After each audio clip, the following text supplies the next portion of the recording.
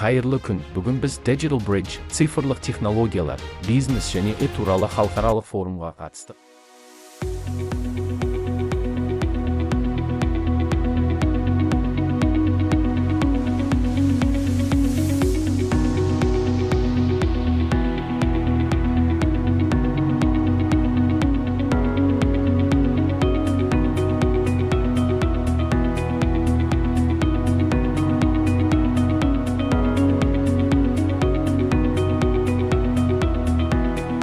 Жомарт Тоқаев, Digital Bridge халықаралық технологиялық форумы аясында ұйымдастырылған көрмеге барды. Мемлекет басшысы, дәстүрлі Digital Bridge халықаралық технологиялық форумы аясында ұйымдастырылған Роботты, техника, Social Tech, Creative Economy, FinTech, Industry 4.0, GovTech тақырыптық көрме аймақтарын.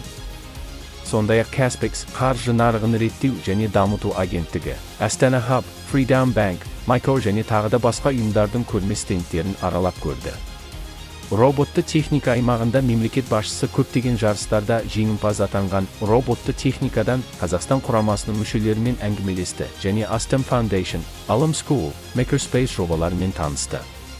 Цифрлық даму, инновация және аэроғарыш өнеркәсібі министрі Бағдат Мусин Президентке жекелеген екінші деңгейлі банктер мен компаниялар өздерінің платформалары арқылы азаматтардың мемлекеттік қызметтерге қол жеткізуіне мүмкіндік жасап отырғанын баяндады.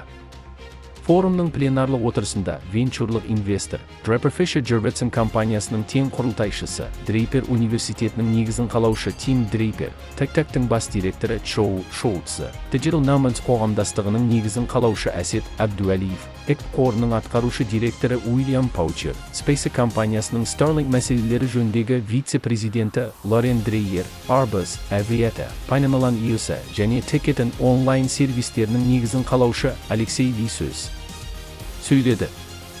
Жиынға жазушы, продюсер, Media компаниясының директоры Джеймс Барат модераторлық етті.